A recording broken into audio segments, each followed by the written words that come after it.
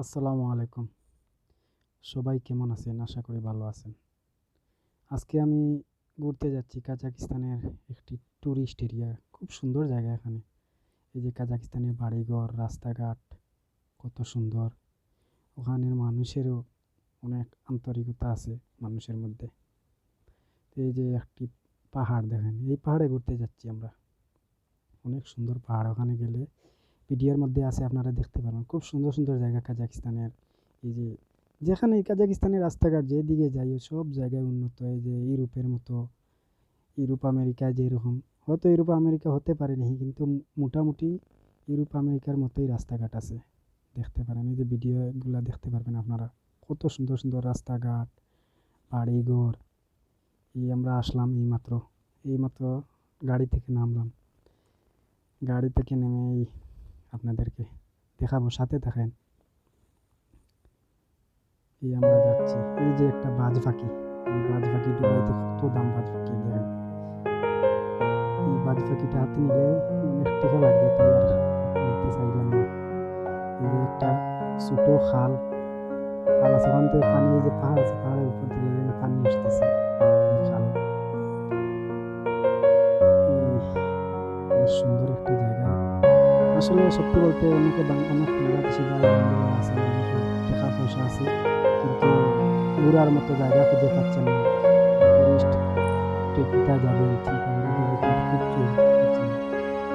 তো আমার মনে হয় কাজাকিস্তানে একবার আসেন, এসে ঘুরে ঘুরে যান, আস্তে বসতে হাঁটবেন, এরকম করতে ঘুরে যাবেন, আপনার ভালো লাগবে।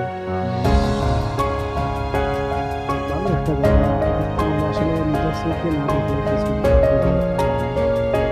হয়তো আপনারা বললে কিছু সন্তুষ্ট থাকতে পারবেন না, কিন্তু যদি নিজের চোখে দেখেন তাহলে অনেক খুশি।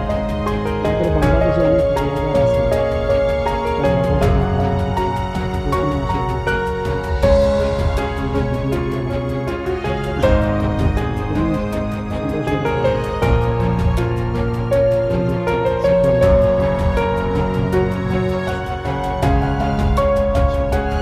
তো এই ছোট এটা যাচ্ছি যেখানে, যেখানে যেখানে যাওয়ার সুযোগ নেই আমার, যেখানে যাচ্ছি সেখানে অনেক, জি, টুরিস্টও নাই, তেমন টুরিস্ট নাই এখানে। এই যে কাজাকিস্তানের লোকও তেমন নাই। কাজাকিস্তানের কত লোক আছে? কাজাকিস্তান 1,80,90,00,000।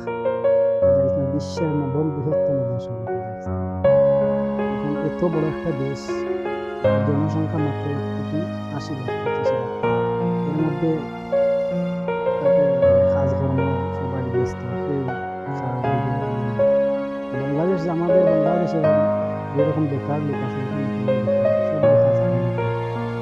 একেবারে ছোট নিম্ন যে কাজ আছে সেই কাজ থেকে ধরে সব কাজে করে। আমরা বাংলাদেশিরা একটু উচ্চ লেভেলের হলে হয়তো অনেক কিছু করতে পারি, অন্যরা দেখলে অনেক গরিব মানুষ। এখানে এরকম না, এখানে সব সব ধরনের কাজ করে। নেশার থেকে শুরু করে মানুষের মধ্যে আন্তরিকতা আছে। তো সব দিকে দেখতে গেলে রাস্তাঘাট যদি তুলে ধরেন, এই যে বাড়িঘর, যাই বলেন, বাংলাদেশ যদি কাজাকিস্তানের সমান না, তাহলে 100 বছরের বেশি বাংলাদেশে, তারপরে কাজাকিস্তানের সমান না, কাজাকিস্তান একটা আলাদা জায়গা। আমি প্রথমে আসার কাজাকিস্তানে যখন আসি তখন মনে হইতো যে অন্যরকম একটা দেশ, কাজাকিস্তানে যাবো, তো অন্যরকম কাজাকিস্তান একটা দেশই না। আসলে কাজাকিস্তান আসলে আমি বুঝতে পারিনি যে কাজাকিস্তান আসলে কি জিনিস। এই যে এইটা, কাজাকিস্তান হলো সাবেক সোভিয়েত ইউনিয়নের একটি দেশ। তো 1992 সালে মনে হয়, 1992 না 93 সালে, আমার সঠিক মনে নাই।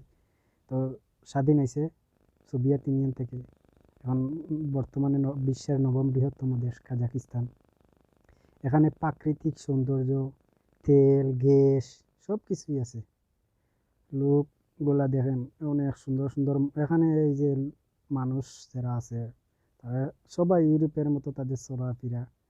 যদিও কাজাকিস্তান প্রধান মুসলিম ধর্মাবলম্বী দেশ আমার মনে হয়, কারণ 73% মুসলিম কাজাকিস্তানে বসবাস করে, বাকি 27% অন্য অন্য ধর্মাবলম্বী।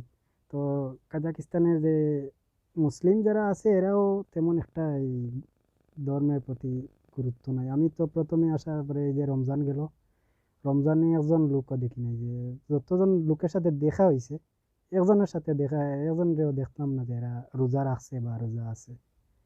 মাঝে মধ্যে আবার দেখতাম যে কিছু কিছু লোক এরা নামাজ পড়তেছে, সবাই না।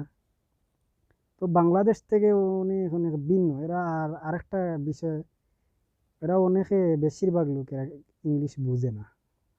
আমি তো ইংলিশ বুঝি না, আমি নিজেও জানি না, ইংলিশের কিছুই জানি না, কিন্তু এটা বুঝলাম যে আসলে সত্যি এরা 100%-এর মধ্যে 70 70% লোক এরা ইংলিশ বুঝে না, 30% হয়তো বুঝে।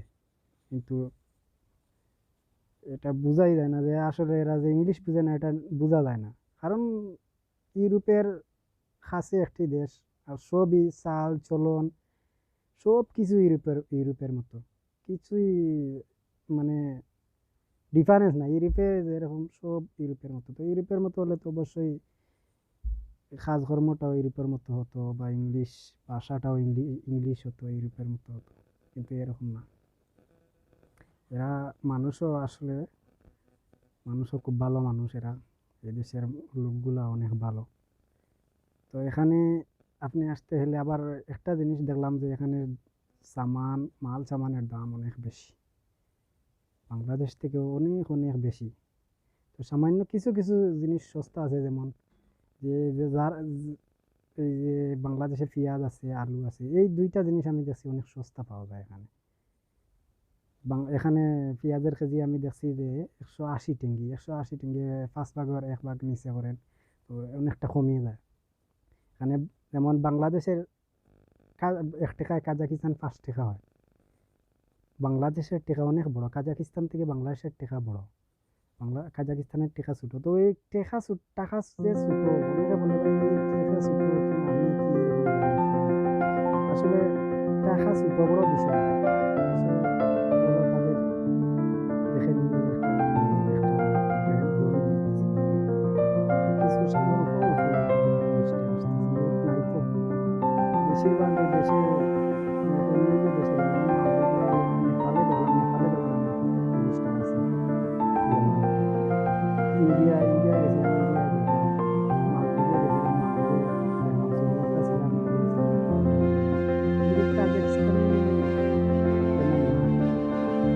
অতটা জায়গা না কাজাকিস্তানে, আমি দেখতেছি রাস্তাঘাটে বেরোলে বাঙালি লোকগুলা মানে সীমিত সীমিত দেখা যায়, বাসা বাড়ি কিছু বোঝা যায় না। তো ভালো থাকেন, আসসালামু আলাইকুম।